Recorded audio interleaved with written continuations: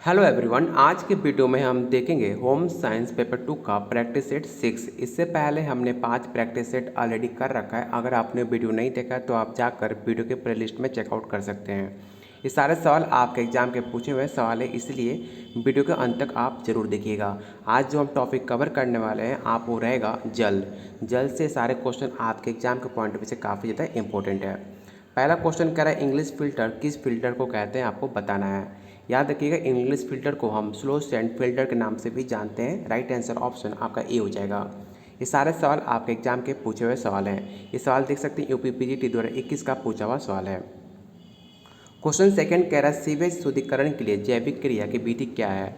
Septic tank, या option B है कृत शुष्क प्रक्रिया, ऑप्शन सी है सीवेज फॉर्मिंग, या ऑल ऑफ द अबव।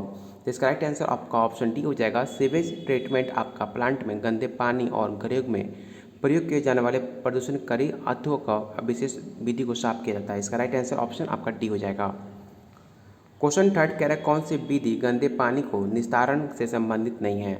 आपको बताना है कि इन 4 ऑप्शन में कौन सा गंदे पानी के निस्तारण से संबंधित नहीं है। इसका राइट आंसर ऑप्शन बी होगा, गड्ढे में भरना आपका राइट आंसर हो जाएगा ऑप्शन बी। अगला क्वेश्चन कह रहा है इस विधि में मोहल्लों में पाइप की उपशाखाओं में पानी का कनेक्शन दिया जाता है। आपको बताने किस ऑप्शन में आपका राइट आंसर क्या होगा। तो इसका राइट आंसर ऑप्शन आपका सी होगा। डेड एम्प सिस्टम या ट्री सिस्टम जिसे हम कहते हैं, इस प्रकार की प्रणाली में प्रवाह यूनिडायरेक्शन होती हैं। इसमें हम पाइप की शाखाओं को आपको पानी पहुँचता है। राइट आंसर ऑप्शन आपका सी हो जाएगा। क्वेश्चन 5 कह रहा है लार में पानी की मात्रा कितनी प्रतिशत होती है। इस क्वेश्चन को आप वीवीआई क्वेश्चन टिक आउट कर लीजिएगा। इस सवाल आपका बिहार स्टेट 19 का पूछा भी सवाल है और ये आपका यूपी पीजीटी 21 का पूछा हुआ सवाल है। तो राइट आंसर ऑप्शन सी होगा। 99.27% आपके लार में पानी की मात्रा होती है। तो राइट आंसर सी हो जाएगा।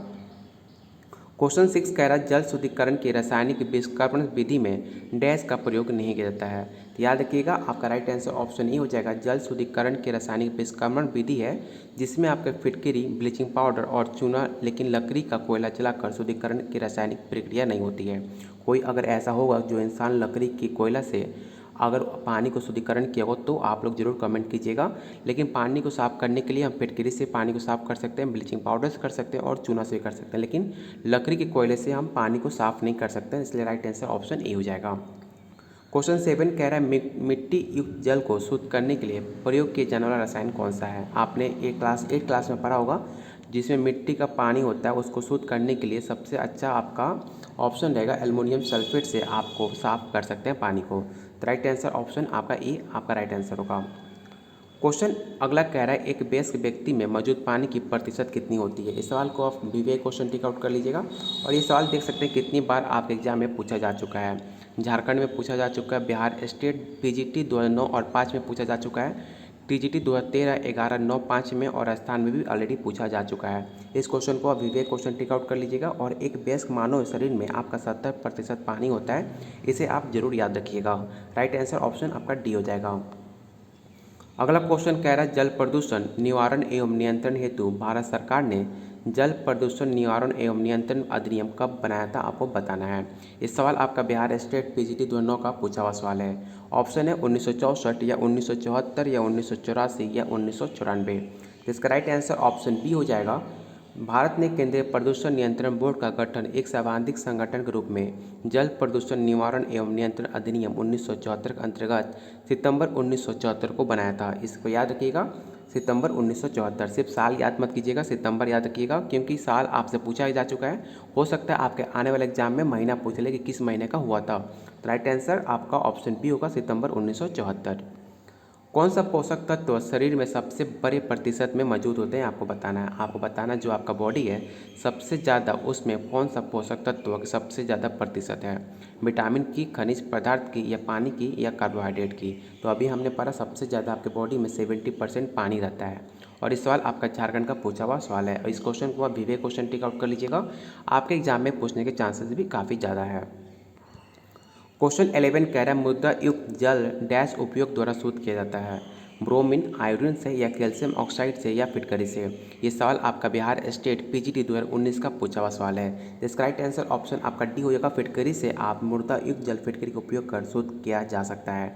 देख सकते हैं आपको सारे क्वेश्चन आपके प्रीवियस ईयर क्वेश्चन है जो आपके एग्जाम में बार बार रिपीट होते हैं। इसलिए अभी तक आप जितना दोस्तों के साथ वीडियो को शेयर कीजिए और सारे ग्रुप्स में आप शेयर कीजिए। आप लोग वीडियो मांग रहे हो, पीडीएफ में शेयर कर दे रहा हूँ, लेकिन आप लोग वीडियो शेयर नहीं कर रहे हो। अगर ऐसा रहा तो मैं पीडीएफ देना बंद भी कर दूंगा, क्योंकि आप लोग वीडियो पूरा अंत तक देखते नहीं हो और पीडीएफ आपको मिल जाता है तो पीडीएफ से आप पढ़ लेते हो। लेकिन ऐसा हुआ तो मैं पीडीएफ देना बंद कर दूंगा। इसलिए आप लोगों से रिक्वेस्ट है कि प्लीज़ वीडियो को आप लोग लाइक कीजिए। जितना लोग देखते हो उतना वीडियो पर लाइक होना चाहिए, ठीक है। और जितना आप लाइक करोगे और आप स्क्रीनशॉट शेयर करोगे आपको पीडीएफ आपको दी जाएगी, ठीक है। इसलिए जितना हो सके आप वीडियो शेयर करो तो आपको पीडीएफ प्रोवाइड कर दी जाएगी। आप लोग वीडियो शेयर कर नहीं रहे हो, इसलिए आप लोगों से रिक्वेस्ट है वीडियो को जरूर आप लोग शेयर कीजिए। अगला क्वेश्चन कह रहा है मोनोसोडियम ग्लूटामेट निम्न में किसका रासायनिक नाम है, आपको बताना। और इस क्वेश्चन को आप विवेक क्वेश्चन टिक आउट कर लीजिएगा। ऐसे सवाल आपके रासायनिक नाम पूछा जाता है आपके एग्जाम में।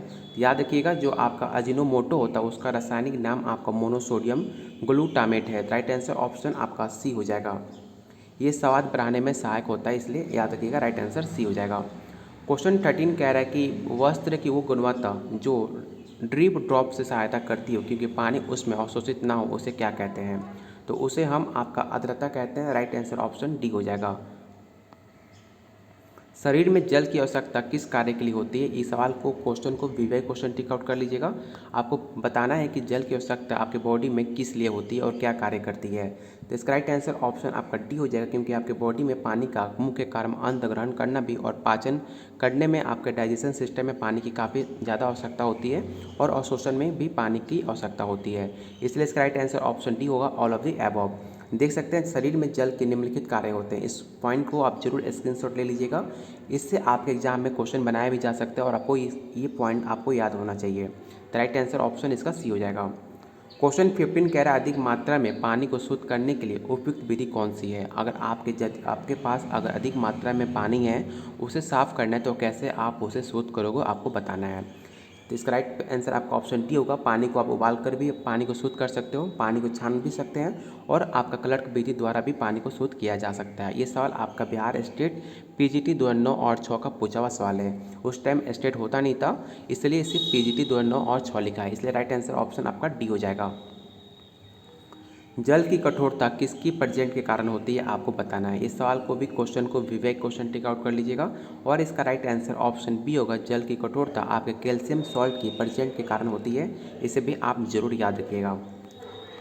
क्वेश्चन 17 कह रहा है कि जल की अस्थायी कठोरता दूर करने का उपाय कौन सा है। आपको बताना है कि जल की अस्थायी कठोरता को दूर करने का सबसे अच्छी विधि कौन सी है। तो याद रखिएगा उसका राइट आंसर ऑप्शन डी होगा। क्लेगन विधि द्वारा आप जल की अस्थायी कठोरता को दूर किया जा सकता है, तो राइट आंसर डी हो जाएगा। क्वेश्चन 18 कह रहा है मूत्र जल की अर्थ क्या होता है। आपको बताना है जो मूत्र जल का अर्थ क्या होता है। तो इसका राइट आंसर आपका ऑप्शन ए हो जाएगा। साबुन के साथ झाग बनाने वाला आपका राइट आंसर होगा ऑप्शन ए।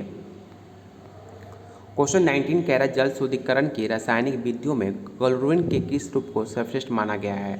ऑप्शन है क्लोमाइन, या ऑप्शन बी है क्लोरीन गैस, या ऑप्शन सी है ब्लीचिंग पाउडर, या इनमें से कोई नहीं।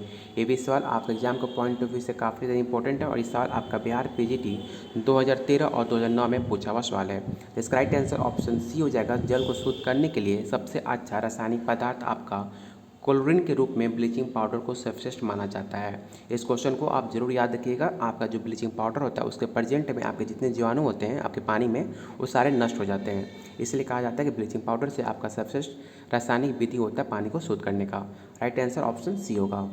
अगला क्वेश्चन कह रहा है जीवन रक्षक घोल निम्न अवस्था में दिया जाता है। इसका राइट आंसर ऑप्शन ए हो जाएगा। निर्जलीकरण आपका राइट आंसर होगा। जीवन रक्षक आपका घोल निर्जलीकरण अवस्था में दिया जाता है। जो शरीर में सामान्य कम मात्रा में जल रहना ही निर्जलीकरण कहलाता है।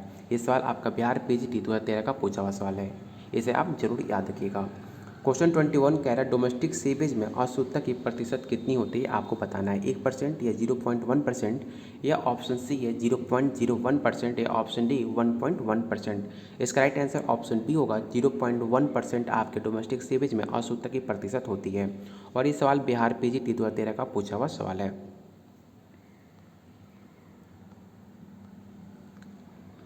अगला क्वेश्चन कह रहा है जल की अस्थायी कठोरता दूर करने की सबसे अच्छी विधि कौन सी है। अभी हमने ये सवाल करा था तो आपको इसमें बिल्कुल भी कन्फ्यूजन नहीं होगा। जल की अस्थायी कठोरता दूर करने के लिए सोडियम कार्बोनेट मिलाकर हम जल की अस्थायी कठोरता को दूर किया जा सकता है। और ये सवाल आपका बिहार टीजीटी 2006 और 2005 का पूछा हुआ सवाल है। राइट आंसर ऑप्शन ए होगा। शरीर में पानी की कमी के कारण क्या होता है। चलिए आप लोग बताइए कि शरीर में अगर आपके पानी की कमी हो जाती है तो आपको क्या हो जाता है। बहुत लोगों को सर दर्द होने लगता है, बहुत लोगों को चक्कर आने लगता है। इसलिए इसका राइट आंसर ऑप्शन ए हो जाएगा। शरीर के पानी तथा लवण निकल जाना आपका राइट आंसर होगा ऑप्शन ए। यहाँ पर डिफिनेशन देख भी सकते हैं। शरीर में पानी की कमी का प्रमुख कारण शरीर से पानी तथा लवणों को निकल जाना है, जो कि बुखार, अत्यधिक exercise, heat exposure, diabetes, infection आदि के कारण बाहर निकल जाता है। इसलिए इसका राइट आंसर ऑप्शन ए हो जाएगा। और इस सवाल बिहार पीजीटी 2005 का पूछा हुआ सवाल है। चलिए आप लोग जितने लोग वीडियो देख रहे हो सब लोग आप वीडियो को लाइक कीजिए और अपने दोस्तों के साथ जरूर शेयर कीजिए। क्वेश्चन 24 कह रहा है जल की शुद्धि के लिए किस रासायनिक पदार्थ का प्रयोग किया जाता है। ऑप्शन है नाइट्रिक अम्ल, या ऑप्शन बी है पोटेशियम, या ऑप्शन सी है पोटेशियम परमैंगनेट, या ऑप्शन डी है सल्फ्यूरिक अम्ल। ये सवाल आपका बिहार 2006 और 4 और 2006 का पूछा हुआ सवाल है। इसका राइट आंसर ऑप्शन सी हो जाएगा। जल को शुद्धिकरण के लिए पोटेशियम परमैंगनेट का प्रयोग किया जाता है, जो आपका एक अच्छा ऑक्सीकारक एवं कमजोर निस्साकारक माना जाता है। तो राइट आंसर ऑप्शन सी होगा।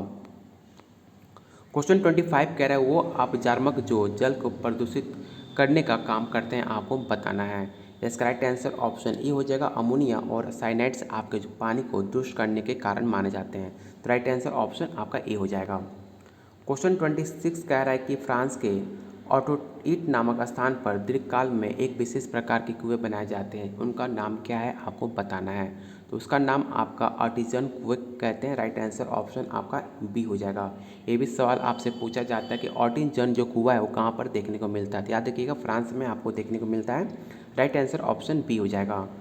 अगला क्वेश्चन आप एग्जाम के पॉइंट ऑफ व्यू से काफ़ी ज़्यादा इंपॉर्टेंट है। आपको बताना है कृत्रिम झील का दूसरा नाम क्या है। तो कृत्रिम झील का दूसरा नाम आपका परिबद्ध जलाशय है, इसे आप जरूर याद रखिएगा। राइट आंसर ऑप्शन ए हो जाएगा। झीलें भूतल को किसी भी भाग पर हो सकती हैं, ये आपके ऊंचे पर्वत पर मिलती हैं, इसे भी आप जरूर याद रखिएगा। अगला क्वेश्चन कह रहा है सामान्यतः स्वस्थ व्यक्ति के लिए कैसे पानी से स्नान करना लाभदायक होता है। बहुत गर्म पानी से, या गुनगुने पानी से, या ठंडे पानी से, या बहुत ठंडे पानी से। तो इसका राइट आंसर ऑप्शन ई हो जाएगा। क्वेश्चन के अकॉर्डिंग आपका राइट आंसर सी होगा। सामान्यतः एक स्वस्थ व्यक्ति को ठंडे पानी से नहाना लाभदायक होता है, क्योंकि गर्म पानी से नहाने पर आपका जो ब्लड होता है संचार कुछ उत्तेजित हो जाता है, किंतु बाद में मंद पड़ जाता है, मतलब शांत हो जाता है। इसलिए आपके बॉडी के लिए काफ़ी ज़्यादा नुकसानदायक है। अगर आप डॉक्टर से पूछोगे, बहुत सारे डॉक्टर सजेस्ट करते हैं कि आप थोड़े गुनगुने पानी से आप नहाना आपके लिए बेटर होता है, लेकिन दिन को ठंडा पानी काफ़ी आपके बॉडी के लिए अच्छा होता है, इसे आप जरूर याद रखिएगा। क्वेश्चन 29 कह रहा है जल की कठोरता कितने प्रकार की होती है आपको बताना है। इस क्वेश्चन को आप वीवीआई क्वेश्चन टिक आउट कर लीजिएगा। आपको बताना है कि जल की कठोरता कितने प्रकार का होता है, 4, 2, 3 या 5। तो आपका 2 राइट आंसर हो जाएगा ऑप्शन बी। जल की कठोरता 2 प्रकार की होती है, पहला आपका स्थायी होता है और सेकेंड आपका अस्थायी होता है, इसे याद रखिएगा। क्वेश्चन 30 कह रहा है कि ORS घोल में जल की प्रति लीटर में साधारण नमक सोडा, बाइकार्बोनेट और पोटेशियम क्लोराइड की क्रमशः से कितनी मात्राएं ग्राम में होती हैं। बहुत आप लोग ORS पिया होगा। ORS घोल में आपको बताना है कि साधारण नमक सोडा, बाइकार्बोनेट और पोटेशियम क्लोराइड की क्रमशः से कितनी मात्राएं ग्राम में होती हैं। तो इसका राइट आंसर ऑप्शन आपका ए हो जाएगा। 3.5 और 2.5 और 1.5 के रेशियो में देखने को मिलता है। राइट आंसर ऑप्शन ए होगा। डस्ट के दौरान बच्चों को शरीर में विद्युत अपघटन का असंतुलन हो जाता है। इस दशा में बच्चों को निर्जलीकरण बचाने के लिए ORS घोल दिया जाता है, इसे याद रखिएगा। राइट आंसर ऑप्शन आपका ए हो जाएगा। क्वेश्चन 31 कह रहा है जल एक यौगिक है जो निम्न तत्वों से मिलकर बनता है। आपको बताना है कि जल आपका किस तत्वों से मिलकर बना होता है। काफ़ी इजी सवाल है, आप सबको पता होगा। हाइड्रोजन और ऑक्सीजन से आपका H2O बनता है, इसे आप जरूर याद रखिएगा, बचपन से आप पढ़ते आ रहे होंगे। इस क्वेश्चन में बिल्कुल भी आपको कन्फ्यूजन नहीं होगा। फिर से सवाल आपके एग्जाम में फिर से दोबारा क्वेश्चन पूछा गया कि जल का रासायनिक सूत्र क्या है। अभी हमने पढ़ा था कि जल का रासायनिक सूत्र का आपका H2O होता है, hydrogen plus oxygen. Right answer option C हो जाएगा। क्वेश्चन 33 कह रहा है जल शुद्ध जल कौन सा होता है आपको बताना है। चलिए बताइए लोग, शुद्ध जल क्या होता है। इसका राइट आंसर ऑप्शन आपका सी हो जाएगा। स्वादहीन और गंधहीन तथा रंगीन होता है आपका शुद्ध जल। राइट आंसर ऑप्शन सी होगा। इस क्वेश्चन को आप वीवीआई क्वेश्चन टेक आउट कर लीजिएगा। अगला क्वेश्चन कह रहा है कि घरेलू स्तर पर जल को शुद्ध करने का उपयुक्त विधि कौन सी है? उबालना या आशवन या अवक्षेपन या ऑप्शन डी है क्लोरीपन। ये सवाल आपका बिहार टीजीटी 2009, 6 और 2003 का पूछा हुआ सवाल है। इसका राइट आंसर ऑप्शन ई हो जाएगा। उबाल कर आप पानी को सबसे अच्छा शुद्ध कर सकते हो, इसलिए याद रखिएगा उबालना आपके पानी को शुद्ध करने में सबसे बेहतर कारीगर होता है। राइट आंसर ए होगा। जल की अस्थायी कठोरता निम्नलिखित डालकर दूर किया जा सकता है? सोडा डालकर या नमक या चूना या ये सभी। बहुत बच्चे इसका right answer option D tick out कर देते हैं, लेकिन आपको ऐसी गलती नहीं करनी है। जल की अस्थायी कठोरता आपको दूर करना है तो उसके लिए आप सोडियम कार्बोनेट यूज़ किया जा सकता है कठोरता को दूर करने के लिए। इसलिए इसका राइट आंसर आपका ऑप्शन ए हो जाएगा, ना कि ऑप्शन डी होगा। जल की अस्थायी कठोरता दूर करते हैं। आपको बताना है कि जल की अस्थायी कठोरता दूर कैसे करते हैं। अभी हमने पढ़ा कि चूने को पानी को मिलाकर उसका अस्थायी कठोरता को हम दूर किया जा सकता है। राइट आंसर डी हो जाएगा। क्वेश्चन 37 कह रहा है कि निम्न में कठोर जल की विशेषता क्या है, आपको बतानी है। तो निम्न में कठोर जल की विशेषता, आपको पानी में झाग कम उठते हैं। इसका राइट आंसर ऑप्शन ए हो जाएगा। आप लोग के लिए इतनी मेहनत की जा रही है, आप लोग के लिए कितने पैसे खर्च कर कर ये आपका बुक ऑर्डर किया गया है, और बुक ऑर्डर करने के बाद आपको पीडीएफ बनाना, आपको वीडियो शेयर करना, सब कुछ आप लोग के लिए किया जाता है। लेकिन आप लोगों से रिक्वेस्ट है कि प्लीज़ आप लोग वीडियो को लाइक कीजिए और अपने दोस्तों के साथ ज़रूर शेयर कीजिए। आप लोग का फ़र्ज़ बनता है कि आपके लिए कोई इतना मेहनत करता है तो आपका भी फ़र्ज़ बनता है वीडियो को शेयर करना और लाइक करना। इसमें कोई भी आपका 1 रुपया खर्च नहीं हो रहा है। अगर मैं यही पीडीएफ को मैं अगर सेल करने लगूँ 100 रुपये में, तो बहुत बच्चे अभी इसको सेल खरीद लेंगे, लेकिन उनको फ्री में पीडीएफ दिया जा रहा है, लेकिन उनको पसंद नहीं आ रहा है। इसलिए आप लोगों को फ्री में लीजिए। आप लोग को बस एक ही काम है, वीडियो को लाइक करना और शेयर करना अपने दोस्तों के साथ। क्वेश्चन 38 कह रहा है जल की अशुद्धियाँ होती हैं। आपको बताना है कि जल की अशुद्धियाँ किसके चलते होती है। तो इसका राइट आंसर ऑप्शन डी हो जाएगा। उसमें आपके जल में जीवाणु होते हैं और घुलित होते हैं और तैरने वाले कीटाणु देखने को मिलता है, इसलिए आपका पानी जल की अशुद्धियाँ कहलाती हैं। इसलिए इसका राइट आंसर ऑप्शन डी हो जाएगा। पीने का पानी का टीडीएस कितनी होनी चाहिए? इस सवाल को आप विवेक क्वेश्चन टिक आउट कर लीजिएगा। जो आप पानी पीते हो उसका टीडीएस मान कितनी होना चाहिए, मतलब आपका पानी शुद्ध तब कहलाएगा जितना टीडीएस कितनी होना चाहिए कि आपका पानी शुद्ध हो जाएगा। तो इसका राइट आंसर ऑप्शन डी होगा। 50 से 150 मिलीग्राम लीटर होना चाहिए। अगर किसी घर में फ़िल्टर लगा हो तो जो फ़िल्टर जब ख़राब हो जाता है, जब पानी का टेस्ट ख़राब आने लगे, तो जब आपका फ़िल्टर बनाने वाला जो आता है आप उससे पूछिएगा कि इस पानी का टीडीएस वैल्यू कितना है। वो आपको बताएगा कि पानी का टीडीएस वैल्यू आपका 50 से लेकर 150 मिलीग्राम लीटर होना चाहिए। इसमें आपका पानी का जो सूद होता है काफ़ी अच्छा हो जाता है और टेस्ट काफ़ी अच्छा होता है। इसलिए राइट आंसर ऑप्शन डी हो जाएगा। क्वेश्चन 40 कह रहा है निम्न में कौन सी इकाई पानी के गंदलेपन के मापने के लिए प्रयुक्त नहीं की जाती है। इसका राइट आंसर ऑप्शन आपका डी हो जाएगा, एटीयू। और ये सवाल आपका टीजीटी झारखंड का पूछा हुआ सवाल है। आप देख सकते हैं ये सारे सवाल आपके हर स्टेट से उठाया हुआ सवाल है, क्योंकि आपके एग्जाम में कोई भी कमी ना रह जाए, ये मेरे तरफ से बिल्कुल प्रयास किया जा रहा है कि आपका जैसे बिहार स्टेट 2023 का आपका क्वेश्चन काफ़ी अच्छा गया था, मेरे पढ़ाए हुए क्वेश्चन आपके एग्जाम में देखने को मिला था। इसी तरह मैं इस बार भी उम्मीद कोशिश कर रहा हूँ कि आपके बीपीएससी टीचर 2023 में सारे क्वेश्चन मेरे मैक्सिमम 70-80 क्वेश्चन प्लस आपके एग्जाम में देखने को जरूर मिले, क्योंकि इसलिए आपसे टॉपिक वाइज क्वेश्चन आंसर आपको कराया जाए कि आपकी तैयारी में कोई कमी ना रह जाए। इसलिए आप लोग से बार बार बोल रहा हूँ कि आप लोग वीडियो को प्लीज़ लाइक और शेयर करो, अपने दोस्तों के पास वीडियो पहुँचाओ कि मुझे भी अच्छा लगे आप लोग के लिए और ज़्यादा वीडियो बनाने की। अगला क्वेश्चन कह रहा है कि फ्लोराइड का अधिकता से होने वाला रोग कौन सा है। अगर पानी में फ्लोराइड की अधिकता हो जाती है तो आपको कौन सा रोग होता है, आपको बताना है। याद रखिएगा राइट आंसर ऑप्शन ए हो जाएगा। फ्लूरोसिस आपके ट्राउट नामक रोग बीमारी हो जाती है। राइट आंसर ऑप्शन ए होगा। अगला क्वेश्चन कह रहा है कि एक कॉलेज के जलपान गृह में निम्नलिखित तरह से आहार वितरण किया जा सकता है। इसका राइट आंसर ऑप्शन सी होगा, स्वयं लेने की सेवा। आपका राइट आंसर ऑप्शन सी होगा। और ये सवाल आपका बिहार टीजीटी 2011 का पूछा हुआ सवाल है। चलिए आज के क्लास में टोटल आपके 42 क्वेश्चन थे। उम्मीद करता हूँ आज की वीडियो काफ़ी ज़्यादा इंटरेस्टिंग थी और काफ़ी सारे क्वेश्चन आपके एग्जाम के पॉइंट ऑफ व्यू से काफ़ी ज़्यादा इंपॉर्टेंट थे। इसलिए सारे क्वेश्चन को आप विवेक क्वेश्चन के तौर पर लीजिएगा।